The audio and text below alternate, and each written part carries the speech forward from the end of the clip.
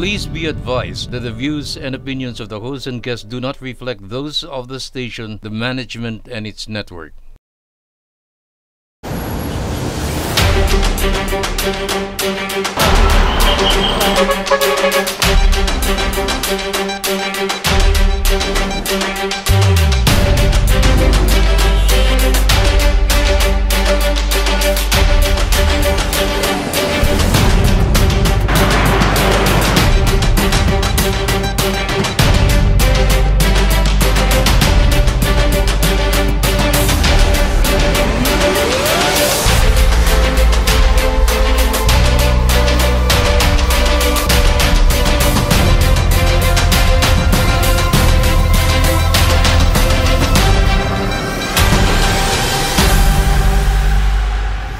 Face the nation.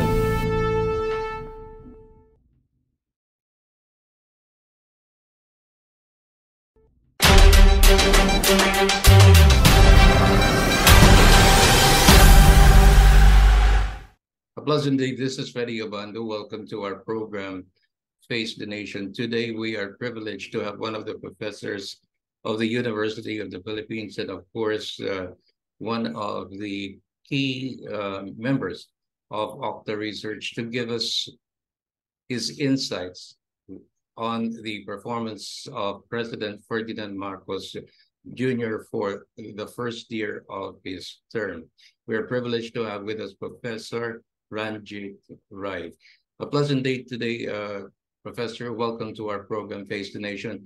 You know, after a year of being in office, people are asking how President Ferdinand Marcos has fared in terms of governance.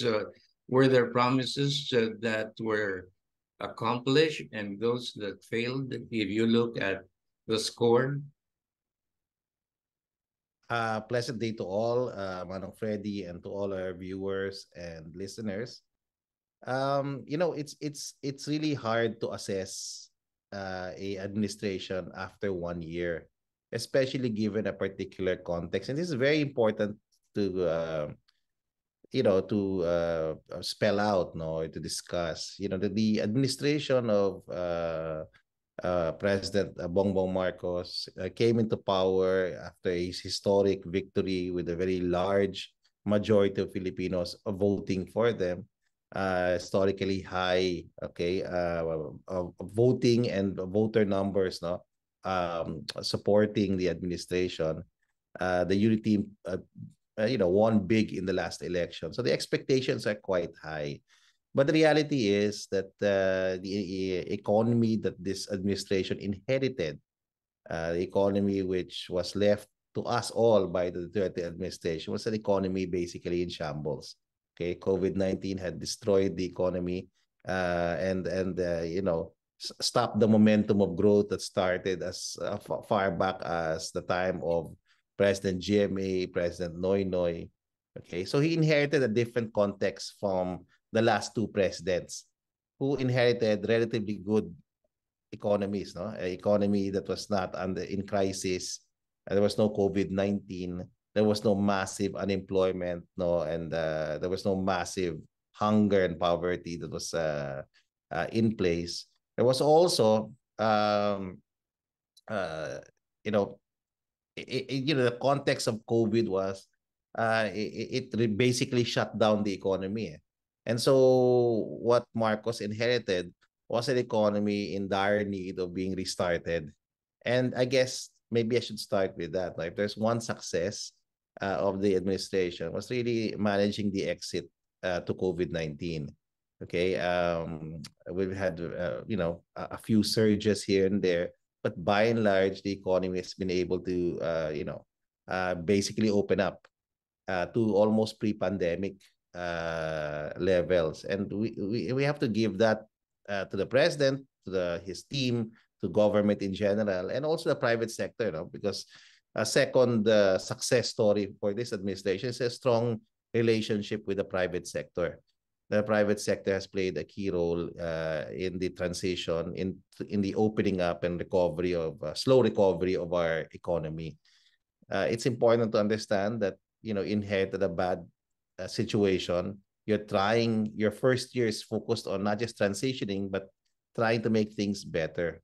And I guess that's what the administration tried to do, no? After winning a historic election, transitioning, the transition was never simple because it was a large coalition that won it. It was a coalition of two families, the Dutertes and the Marcoses, and a lot of political accommodation, as we see today, had to be made, okay, and continues to be made, okay, to keep that coalition together. So getting the right people in was hard, okay, and you saw that if there was some missed opportunities really in getting the right people in certain areas quickly. Department of National Defense took a long time to get a permanent secretary or a regular secretary, and we're lucky we got Secretary Gibo Chidoro, who's well versed, okay, in managing the Department of National Defense. We finally got a secretary for the Department of Health, which I think is a key institution moving forward. If we want to recover and we want to be prepared for the next pandemic, we need a secretary um, uh, who will be able to push, no, not just the agenda of COVID preparedness, expansion of our healthcare infrastructure and manpower, but also push the long-term agenda of health, universal health for all. And I guess we got a good guy there, Secretary Ted Herbosa, who I know personally. I know them both personally, Secretary Gibo Chodoro and Ted Herbosa, people of integrity and competence, no, and experience. They're the kinds of people that should have been there in the first place. Okay, as we were transitioning, but the president took a long time. Another key problem is really getting somebody in agriculture, because being the banner program with the administration, it would be better, in my view, that the president gets somebody, a regular secretary, so he can focus on the other things. No? Why it's good that he's there, it shows that he's prioritizing. But getting the job done might require a technocrat, no, in the agriculture department to deal with myriad issues, no, that plague our country, no. When you look at Okta research studies, no, one way to assess is maybe to put my opinion aside and look at what the people are saying through the surveys. Okay, on the positive side, 72% of our adult population, 72% of Filipinos, a great majority, believe that the country is moving in the right direction. That's based on our first quarter survey conducted last March lang. So that's the latest survey. 72%, that's a large number of Filipinos who believe that the country is moving in the right direction. That's the first data point. Second, of course, finding is that 76% believe or are satisfied, or 76% of Filipinos are satisfied with the performance of the administration. So those are big areas, no? Basic question, are you satisfied with the administration, the way they're dealing with things? Yes, 76%, it's a large majority, okay? Third point is, of course, the trust and approval ratings of the president and the vice president are in the high 80s, no? Or yeah, in the 80s, no? Especially for the vice president. The president is in the low 80s, but getting 8 out of 10 Filipinos approving and trusting you at a time when the economy is in the doldrums, both local and global economy is creating as a pressure for high inflation, at a time when food is expensive, is quite a feat for the administration, no? And the president. So I already gave 3 points. One, people trust and approve him as president together with the vice president, and their high 80s, no, low to mid 80s, I should say. But these are high ratings for us. These are excellent ratings. Number 2, when asked, is the country moving in the right direction? 7 out of 10 Filipinos say yes. Okay. When asked, are you satisfied with the performance of the administration? And very clear, 7 out of 10 Filipinos say yes. Okay. Now, where is the shortfall? So in the same survey, we asked Filipinos to rate the government in terms of programs. and fairly consistent.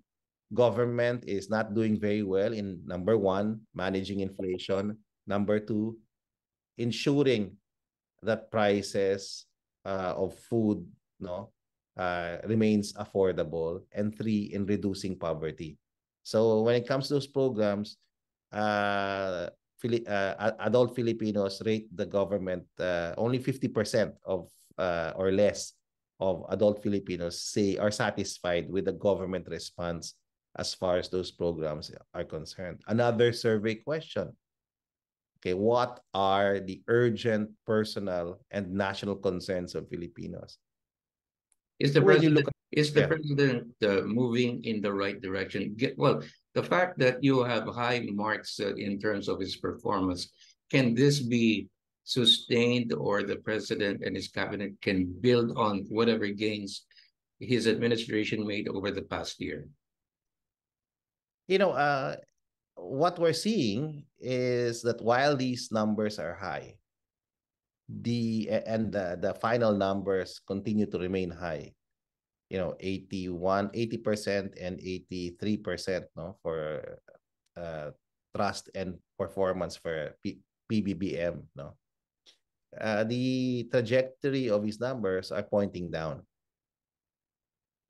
I hope you got that point, no, that yes, they're high, but the trend is not going up, but it's going down. So it will continue to go down if the government fails to perform. Okay. But then again, the goal is not to be high in trust ratings. The goal is to actually get the job done, in the words of the president. And the people are saying it already through the surveys. We need to get the job done as far as managing inflation is concerned. We need to get the job done as far as reducing poverty. We need to get the job done as far as making, in the short run, food more affordable. And the president has recalibrated, and hopefully this will work. Hunger is a problem for more than 2 million families based on the latest Okta survey. Self-rated poverty is quite high at 41%, around 11 million Filipinos. That was an increase of close to 1 million Filipinos based on our last survey in October. So, while people are optimistic about the next 6 months, they're looking for leadership. They're looking for solutions to urgent concerns, and that is the reality as far as our surveys are concerned. Now, my personal perspective is that there were lots of wins and misses also as far as this year was concerned. I agree that agriculture, ensuring food security, is an important concern and continues to be a concern, not just in surveys, but as a personal perspective, as an analyst. Yes, it's a good area to focus on.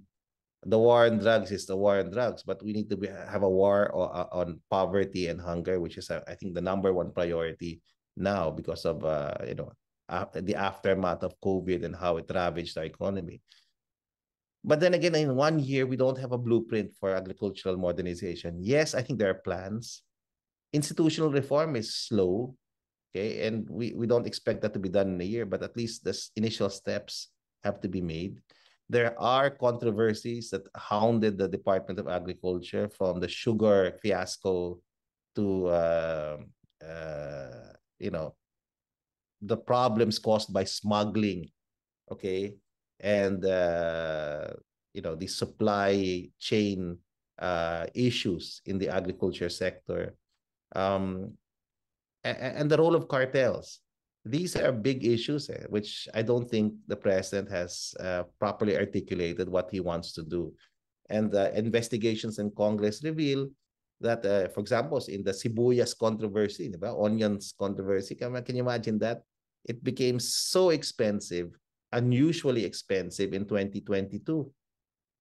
And it raises a question on the capacity of government to govern. Can you imagine? They could not do anything. And when you look at the problem, it's really monopolies, cartels, smugglers, and government has to deal with this. And this is why I think the president has to leave the management of the agriculture sector to professionals who can focus on this. And we need a whole of nation approach to deal with these problems. So that I just gave one example of a misstep, no, or a missed opportunity to start a conversation to direct a reform initiative forward. And that's just in agriculture. Another is in health, no? I mean, if there's one big thing we learned from COVID is that our healthcare system is unprepared for any sort of pandemic. Okay, and now we're beginning to talk about nurses. We're beginning to talk about the key issue with healthcare reform in the country, which is to strengthen primary healthcare. Okay, to realize the mandate of universal healthcare, we'll need more money. We need to reform PhilHealth.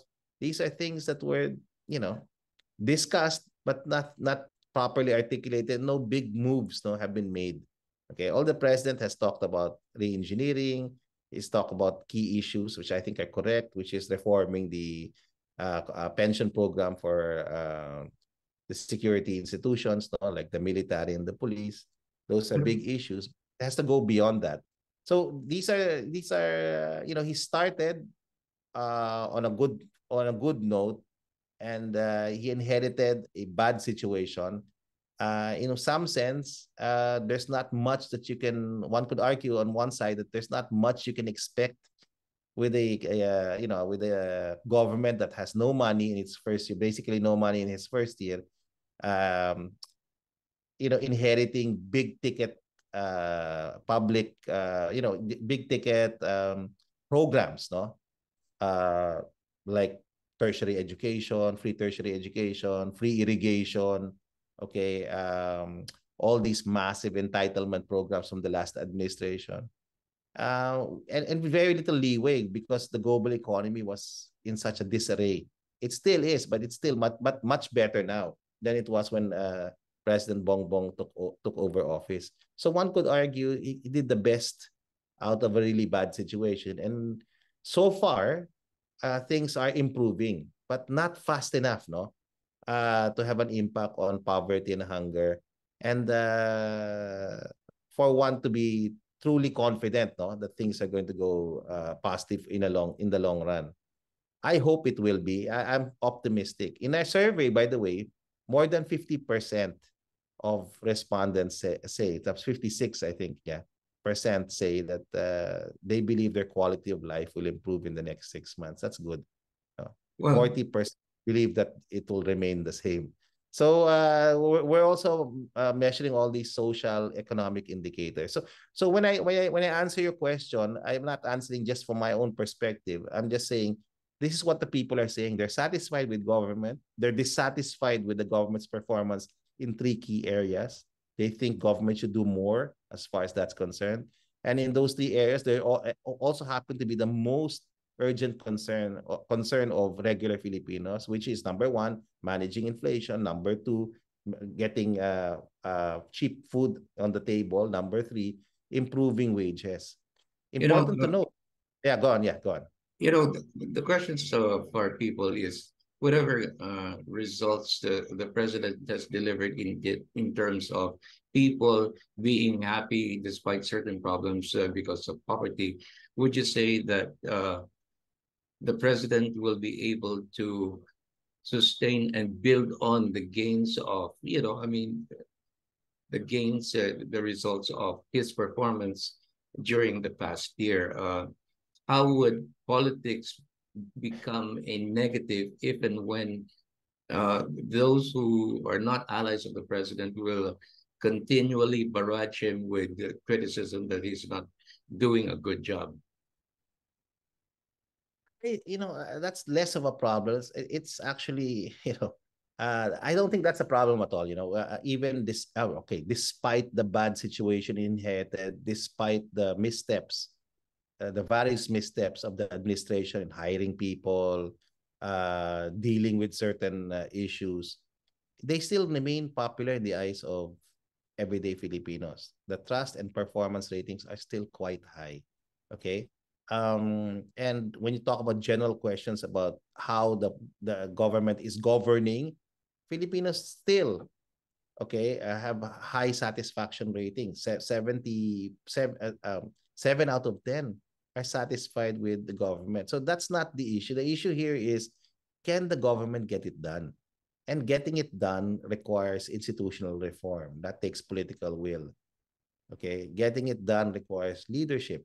And we hope that the president will continue to improve on that. No, one thing that seemed apparent, and this is not in the surveys, no, but really in our circles here in UP and also discussions with other analysts, the past president continues to talk. President Duterte is still talking on media. We need the president to continue to talk to the people on a regular basis. Okay, engage with media, engage with the citizens in some regular basis, either in a vlog or in a TV show, to talk about the hopes and dreams, plans, and programs. It's funny, the former president, Rodrigo Duterte, is still in popular TV shows. He's talking every week, like he was still the president, no? And expressing his ideas. In fact, better now, no, than when he was a president. And our president is kind of silent, no? He has speeches that come out in the news, but I think there has to be some sort of regular conversation started over immediately. So people are assured that there's a plan, there's somebody in charge, and some way to give feedback. And surveys are a very good way to get feedback because they're ways that the government can get data and get get the sense of the regular Juan, no, his perspective, no, on the issues of the day. And it's very clear, if government sticks to what people want it to do, it will continue to sustain these popular or this high approval and trust ratings. So this is my own sentiment. Is high trust and performance ratings, no? And my sense is that politics the focus should be less on politics and more on governance. And I'm not saying government, but governance, meaning engaging properly, which is what the government is trying to do now, engaging the private sector in finding solutions, whether it's PPP or through PISAC, no? These new bodies created so the private sector and government can talk about solutions to everyday problems. This is the right way to go, no? Another is really dealing with corruption, whether in government or in the private sector. Okay, I agree with that, with the economic team, no, and he put up a good economic team. It's managed, at least Bangko Sentral has been able to manage inflation. Now the focus is on creating jobs and better quality jobs, no, and that will require reviving the economy. A key area there would be tourism. We have some controversy there now, okay, but that will be a big big push, no, as far as reviving the economy is concerned, strengthening tourism. I think really that government, there's the controversial Maharlika Fund, should focus less on politics. So that means charter change is not an issue, should not be an issue, and should not be a focus. The Maharlika Fund, despite all our disagreements with it, is now a done deal. We hope that whatever is generated over the next few years will be spent on the important areas. If the government means what it says and says what it means about reviving the economy and pushing some form of sustainable development forward, then it has to invest in health. It has to invest in education at the very least, and infrastructure.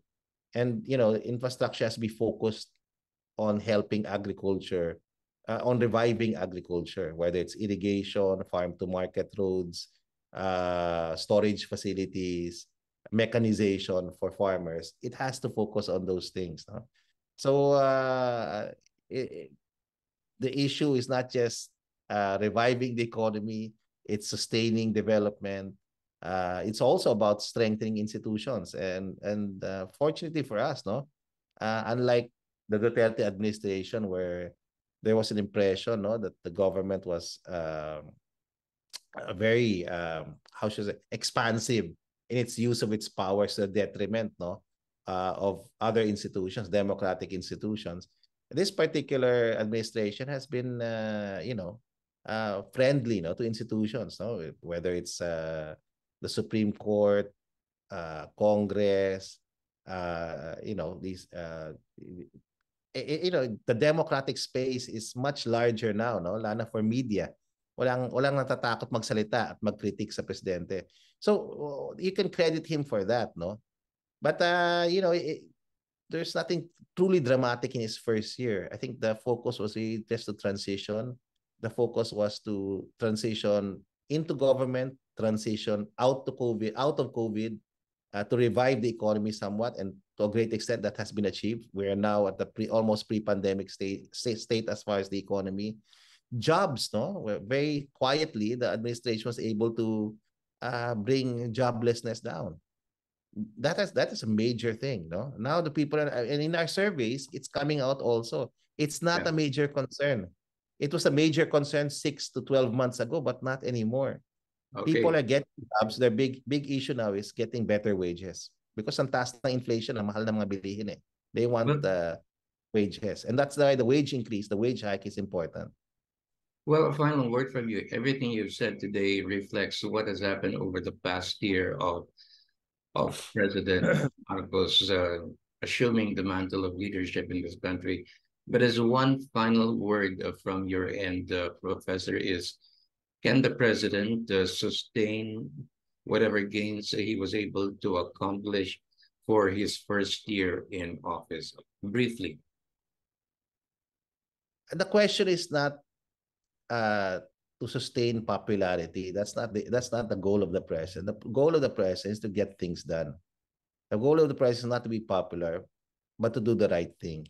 And for him to do that, he has to just stick to his own national development plan. He has to get the right people. He has to minimize partisanship because politics can't be prevented. And it's to focus on the country, not his party, not his own coalition, not himself. If he sticks to that formula of inclusiveness, where there's governance, true governance, meaning a partnership between the private sector, the state, and civil society, then he can't go wrong.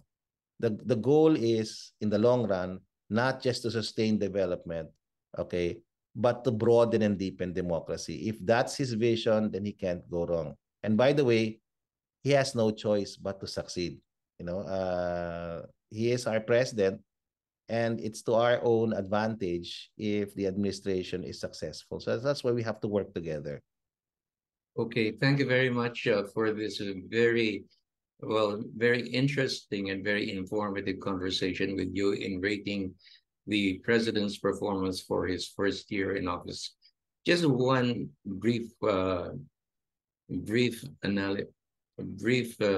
concern. Are there any concerns that you have, or we should just? No. It's hard to give a grade to something that is incomplete. No, it's the president's correct. We have transitioned out of COVID. We're recovering, but albeit slowly, which is positive. But we're not where we're supposed to be. We're not yet where we have to be. And to get there will require us a whole of nation approach, all of us working together.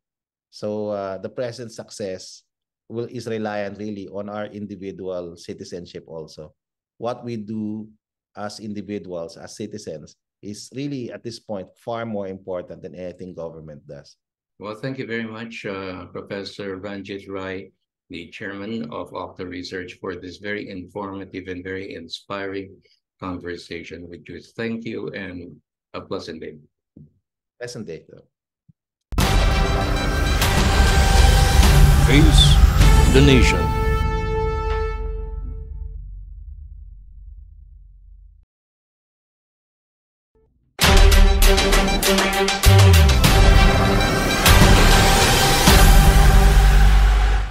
A pleasant day. This is Freddy Obando. Welcome to our program, Face the Nation. Today, we are privileged to have with us one of the key political analysts of the country. We have Mr. Mon Casiple, who will give us his insights on the performance of the Marcos administration over the past year.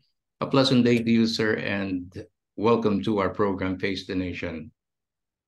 Good morning sa inyo, Jillian, and the rest of the listeners. Well, you've seen the best and the worst of times of many presidents who were elected into office in a post-Marcos era. Now you and I are witnessing a Marcos back in power in this country. How would you assess the performance of the president for the first year he has in office? Well, it's too early to say anything because the president has only just begun his job, and we still have to see major policies that are already in being implemented. But actually, that is already an indication. There is a problem in getting off the ground, and the president is actually, I don't think he's trying to make an impression upon his administration start. But nobody can say anything at this time because he hasn't done anything major. The one thing that he's been doing is going around the world, going to America, going to other countries, but that's only diplomatic relations. That's not anything concrete. And he's been appointing himself as Secretary of Agriculture. I think he would have done something there because there are so many problems in that sector. But that's the disappointing part of it. Nothing, I think, can be said about anything, about any problem in agriculture that has been attended to. And I think the major problem there is that he's the one handling it, not somebody who is basically constrained to face the problems. Well, one can say that we will have to wait maybe for another year for anything concrete, but I can't say anything really achievable at this time. But what is the bottom line in terms of looking at how the president has performed? When you speak about agriculture, taking stock of what must be done, would you say that what he has done over the past several months were not good enough to say that, I mean, the president is solving the problem of food security in this country? Well, that's actually the question, because so many problems have already cropped up in that sector. For example, the high prices of commodity goods, even rice, and so many imported agricultural products are coming into the country. And the farmers are actually grieving that their products are not being attended to. I don't think the president, as Secretary of Agriculture, should be the one to handle that part of the job.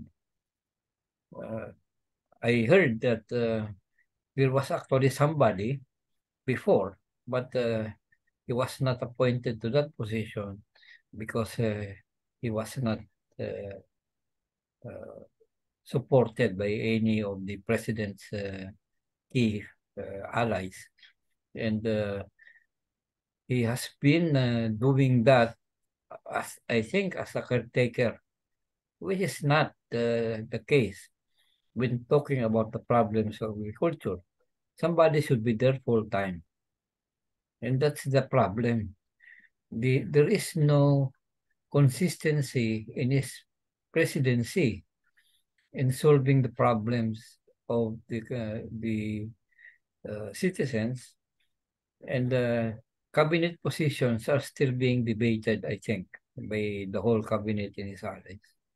What are the list of priorities which the president should implement to ensure that whatever problems right now that we have for agriculture can be addressed slowly,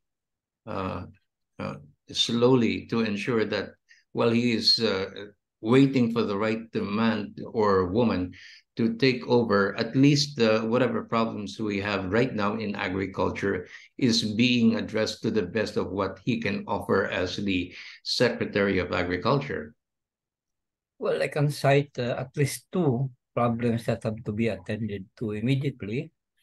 One are the high prices, not only of rice, but of all other agricultural commodities which are important on the day-to-day level for Filipino families, like onions and so on. And the second, the major problem in agriculture is that the sector or the farmers are not being supported, and they have been crying for support all this time, even before Marcos administration. And I think that has to be attended to immediately because so many farmers have been unable to get fertilizers, to get labor from other people from in the sector. He has to do something.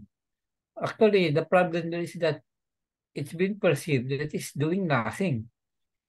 He's been doing the rounds of countries, visiting these countries as president, and that's to be lauded because that's the work of the president. But the work of the Secretary of Agriculture has to be attended to, and it cannot be done by one. Aside from agriculture, what other concerns do you have in terms of what the president ought to do to ensure that at least we are gaining ground in terms of recovery from the COVID pandemic? Well, I think that has been solved by the previous president when we have achieved a credible amount of vaccine, and there is a continuing program for vaccination, and that is already to be lauded, and the president has just to continue that. But the problem is not the vaccination nor the epidemic itself. The problem as translated into the economic side. The president has to develop the economy to be able to go back to the level that it has achieved before the pandemic. And that is the least of it, because after that, he has to develop and try to achieve whatever opportunities there are in the post-pandemic world in order to advance the economy, not only here in the Philippines, but also in relation to the rest of the world. So the problem there is twofold. He has to have an economic program, and that has been lacking. You can only deduce that he has been talking about this with other countries, has been negotiating on whatever level the situation is, but he has to do it. Otherwise, we'll be left behind. Other countries are already developing the capability for the post-pandemic world. In the Philippines, it's not yet far behind. We are actually in the leading edge of that development, but the program is not there. I mean, we have to see. That's what I would like the administration to do. Well, when you speak about the economy, we have been doing very well for the first quarter of this year, positive growth rates. But of course, one particular concern which our people are asking right now, why is the president pushing for the Maharlika Fund? How important is the Maharlika Fund to the economic recovery of our country? I also do not understand, because that fund is not a requirement for the recovery. It is in fact an investment. And there are other investment opportunities that naturally came up because of the post-pandemic world. I cannot understand why he's been trying to push the Maharlika scheme in spite of all the problems that may be coupled with that particular program. I do not see any reason why Maharlika should be given that kind of importance. It may help, but it's not necessary at this time, I think. What concerns do you have of the Maharlika Fund? Since you're talking of funds that may be sourced here in the country, or it can also be sourced out of the country. What are the dangers of the Maharlika Fund if not well thought and well implemented? Well, first of all, you're using public funds. And if you know our history, public funds are normally subject to corruption, to malmanagement, or other kind of liabilities. You cannot have that kind of fund with such extraordinary control by one branch of government until there is really a need for it, which I don't think is there at this time. Now, aside from the Maharlika Fund, where can we set our sights on in terms of the economy, which the administration will have to really push forward to ensure that we're on the right path and we won't go wrong in the implementation of these programs that can help build the economy? Well, the traditional system still works.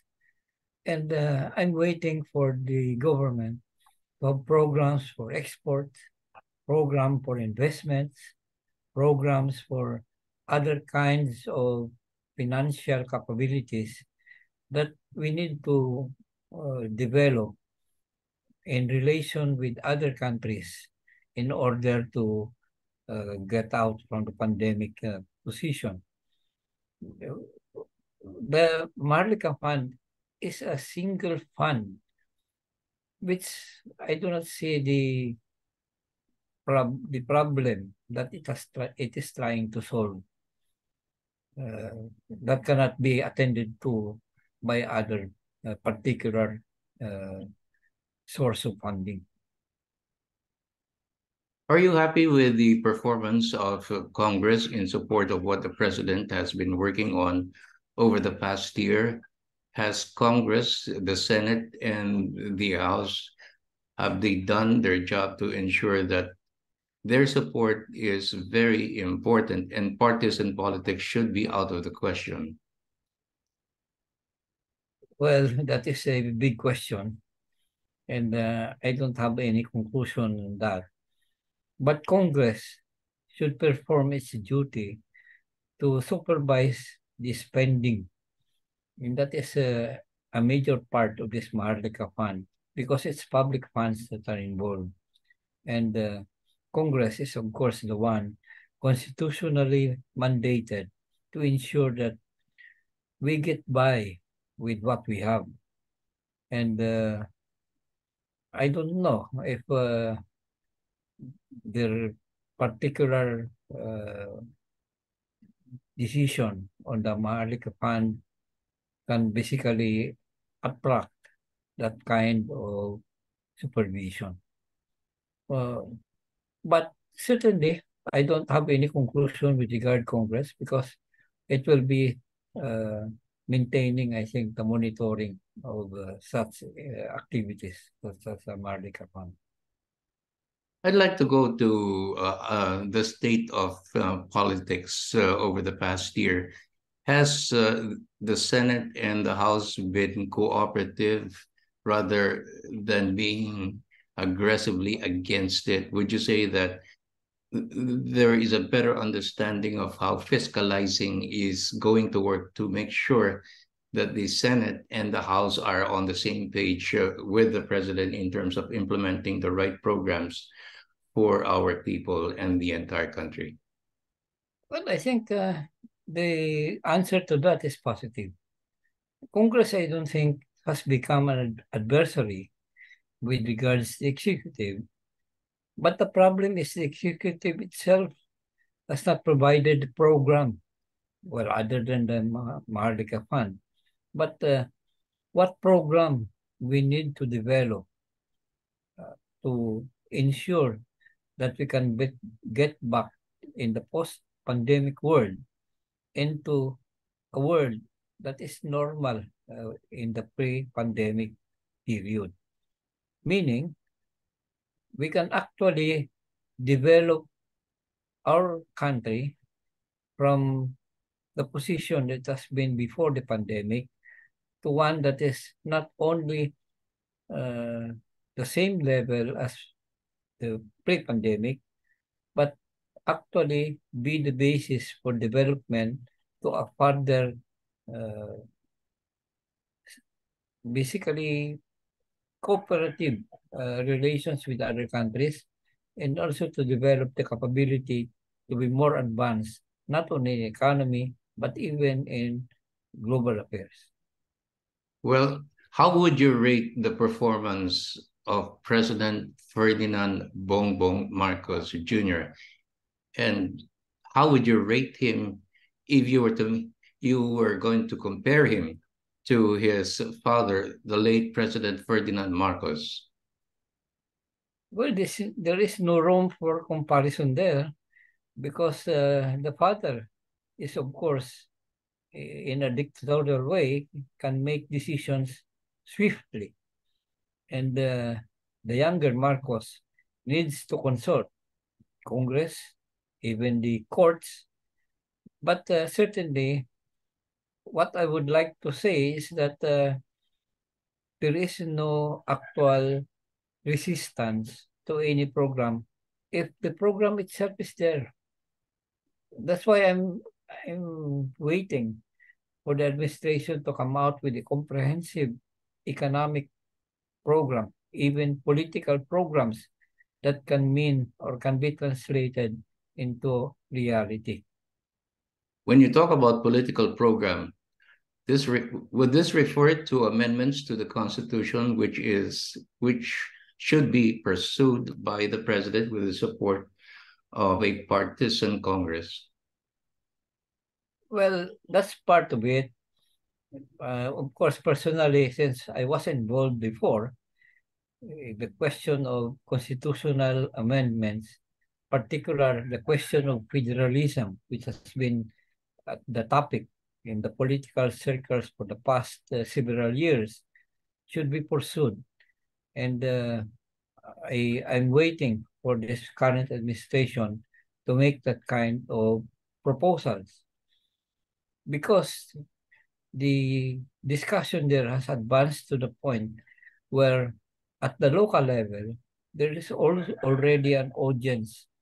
They are already talking about the capability of the local governments in a federal setting to doing what can be done as a whole. And that's one of the political reforms that I think is a necessary one at this point in time. Well, in a scale of 1 to 10, how would you rate President Ferdinand Bongbong Marcos Jr.? Well, roughly speaking, I would put him positively. That means 6 or 7 out of 10.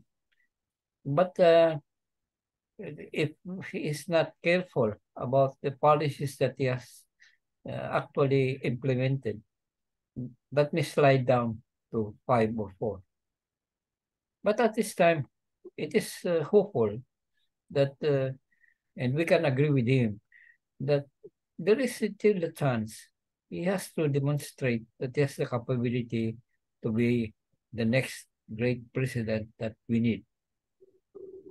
Okay, thank you very much, Juan Casiple, one of the country's top political analysts who has seen the best of times and the worst of times in terms of the leadership of past presidents and looking at the performance of the incumbent President Ferdinand Bongbong Marcos Jr. And hopefully, we can all hope that good times will unfold for the country under a Marcos administration. So thank you very much, Mon, for joining us here on Face the Nation, and God bless.